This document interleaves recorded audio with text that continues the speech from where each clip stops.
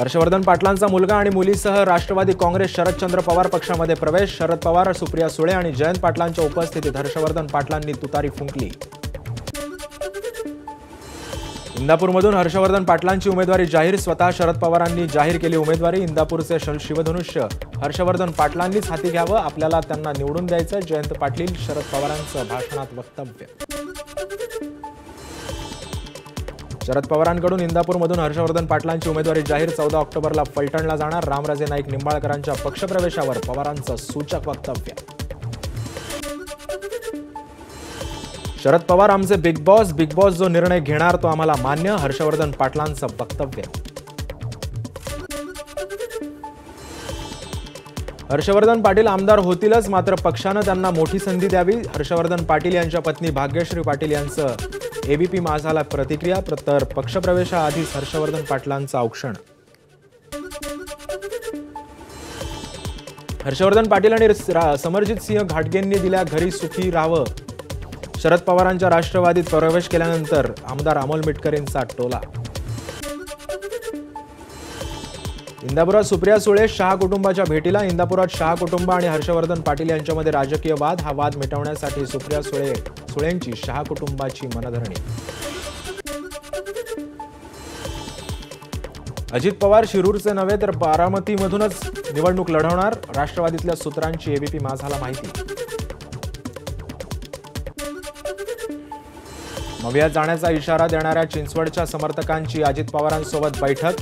चिंचवडची जागा राष्ट्रवादीला मिळावी, कार्यकर्त्यांची मागणी। अजित पवारांकडून कार्यकर्त्यांची मनधरणी। रामराजे नाईक निंबाळकरांसोबत उद्या मुंबईत अजितदादा चर्चा करणार। रामराजेंच्या शरद पवार पक्षात जाण्याच्या प्रवेश करण्याच्या चर्चेवर उपमुख्यमंत्री अजित पवारांची प्रतिक्रिया। ज्या पद्धतीनं रेल्वेमध्ये पाकिट मारतात त्याच पद्धतीनं अजित पवारांनी घड्याळ खेचून घेतलं। जितेंद्र आव्हाडांचा अजित पवारांवर निशाणा। केंद्रीय गृहमंत्री अमित शहा आणि मुख्यमंत्री एकनाथ शिंदेंमध्ये बैठक। बैठकीत जागा वाटपासंदर्भात चर्चा झाल्याची माहिती।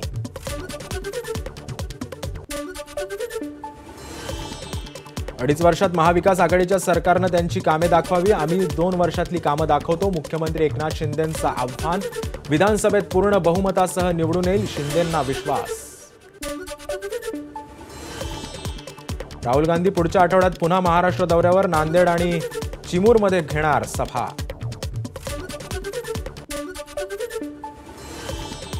सुरुवातीची 2.5 वर्ष उद्धव ठाकरेंना मुख्यमंत्री पद देण्यासाठी भाजप तयार होतं, पण तरीही ठाकरे राष्ट्रवादी सोबत गेले। एबीपी माझाच्या कार्यक्रमात संजय शिरसाटांचा मोठा गौप्यस्फोट। गेलेल्यांसाठी परतीचे दोर कापले असं ठाकरे म्हणतात, पण त्यांच्याकडे जातंय कोण? हेच शेळ्यांसारखे शेपटे हलवत काँग्रेस आणि राष्ट्रवादीकडे गेलेत। संजय शिरसाटांची उद्धव ठाकरेंवर टीका। आगामी विधानसभा निवडणुकीत 25 मतदारसंघात शेतकऱ्यांची पोरं निवडणूक लढवणार। शेतकरी नेते रविकांत तुपकर यांचं वक्तव्य। जालन्यात विधानसभेसाठी इच्छुक उमेदवारांच्या मुलाखतीदरम्यान गोंधळ। विद्यमान काँग्रेस आमदार कैलास गोरंट्याल आणि काँग्रेस नेते अब्दुल हाफिज यांच्या समर्थकांमध्ये जोरदार राडा। बीड जिल्ह्यात 6 मतदारसंघात महायुतीचे उमेदवार निवडून आणणार। मंत्री धनंजय मुंडेंचा संकल्प। धनंजय मुंडेंकडून परळीमध्ये 1000 श्रवण यंत्रांचं वाटप। मोहोळचे माजी आमदार रमेश कदम पुन्हा विधानसभेच्या रिंगणात। रमेश कदम राष्ट्रवादी शरदचंद्र पवार पक्षाकडून निवडणूक लढवण्यास इच्छुक। कार्यकर्त्यांचा मेळावा घेत निवडणुकीच्या प्रचाराला केली सुरुवात। भाजपचे आशिष देशमुख काटोल मतदारसंघात सक्रिय, त्यामुळे नागपूरच्या काटोलमध्ये पुन्हा काका पुतण्या लढत होण्याची शक्यता। धुळे जिल्ह्यातील 5 पैकी 2 जागांवर शरद पवार पक्षाचा तर 2 जागांवर ठाकरे गटाचा दावा, त्यामुळे बालेकिल्ला असलेल्या काँग्रेसला धुळ्यात एकच जागा मिळण्याची शक्यता। अंधेरी पूर्व विधानसभा मतदारसंघावरून महायुतीमधील वाद विकोपाला। स्वीकृती शर्मा निवडणूक लढवणार हे वेगळं सांगायची गरज नाही। नवरात्रोत्सवादरम्यान एका कार्यक्रमात प्रदीप शर्मा यांचं वक्तव्य। या मतदारसंघातून भाजपकडून मुरजी पटेल इच्छुक।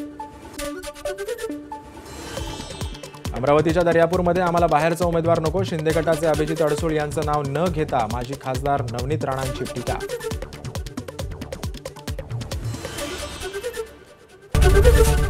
एबीपी माझा, उघडा डोळे बघा नीट.